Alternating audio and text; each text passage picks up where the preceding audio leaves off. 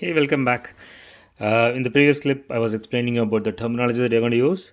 Just to refresh, there are corner pieces like these, but I call these diamonds because these go most of the times these go hand in hand. So there will be three diamonds that you'll be seeing in any side, and you will also see the edges, which are the here in this case red, and blue. These are the edges, and these are primary edges. This center is always in the center of this, and you'll be if you are taking out the diamonds and the edges and the center, you will be left with 1 2 3 4 5 6. These are the supplemental edges, and they also form the core of solving the side. So this clip I'm going to explain on how you're going to solve the pieces. For example, you already see some of them are aligned. So I just made it to make sure that you are understanding the alignment of the pieces. But generally, we'll solve the diamonds first, and it's very straightforward. It doesn't need an algorithm. You just need to visually inspect it.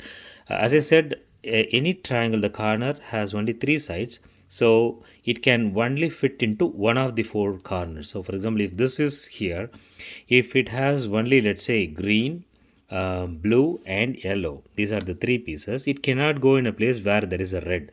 So it has to fix only in a place where it has these three colors. So there will be only four corners, and these four corners will fit exactly in one place in such a way that the diamonds are formed easily. So now you see that that will be the first step. So once you fix the diamonds and the three triangular diamonds in the edge, your next task would be to fix the edges. So when I say edges, the primary edges is the next step, and the first step will be to have the diamond. The second step will be the primary edges. You need to align all the three colors matching with. For example, if I made this as green and I fix this at a diamond, for the moment ignore the center. It can be anything, but I'll try to fix the diamond as green, green, green. That will be my first step. And the second step will be aligning these with the green. And keep in mind that the diamond and the edge need not be aligned as long as you are able to get the same colors across. For example, if I say yellow, yellow, yellow here, and I get blue, blue, blue here, I am good. Still, even if I don't have the blue here, I have a red. It's fine because it's a question of rotating them and you will be able to align them. So the second step would be to fix the primary edges. And then the third edge would be fixing the centers. That will be the third step. And again, we have to go through the sequence of doing it.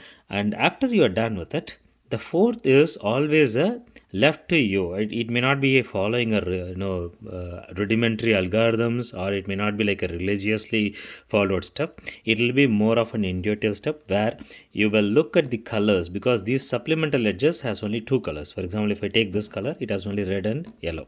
Here it has only blue and green, and this can fix into one of the place where it is either green or blue, and this can fix only into red and yellow. So you'll have to look at which places it is. Keep in mind, for each side there will be two supplemental edges which are of the same color. For example, if you fix this piece, you will have a red here and yellow, and if this piece is going to be yellow, this is also red and yellow. So differentiating these two is going to be tough. Keep in mind, this goes to the supplemental edge here, but this goes to supplemental edge here. So it is a bit tough for you to visualize it at this point, but as you go through it, you'll be able to understand. So just to recap, before I take a break and then go to the next clip for solving the side, we are going to solve the diamonds first. That will be the first step, 1 2 3, and then we will move on to the primary edges. The three primary edges, as I said, need not be aligned, but we'll try to as much as possible. And then we'll go into the centers. That is the third step. And once we have the inverted diamond, just imagine this triangle that is inverted, right? This triangle is inverted and you have three, let's say three of the red, and this is also a red. If you have fixed this entire triangle becomes a red. And once you have this entire triangle inverted and the diamonds in the same color, your next task will be to fill in the supplemental edges, and that's going to be 6 pieces in this side, and it would be following a visual inspection approach. I'm just going to give you some algorithms and steps, and it will be more of a case to case basis. There is no global rule that we follow for fixing these. It would be more of visually inspecting them and then following one of the steps to fix them. Okay, with that explanation, I hope you understand the terminologies. This is not the normal square based cube. So obviously it follows its own paradigms and parameters. So I hope you'll be able to visualize it as we move into. So my next clip would be on solving the first step one of solving the master Pyraminx. And before we step into it, let's have a small break. Thank you.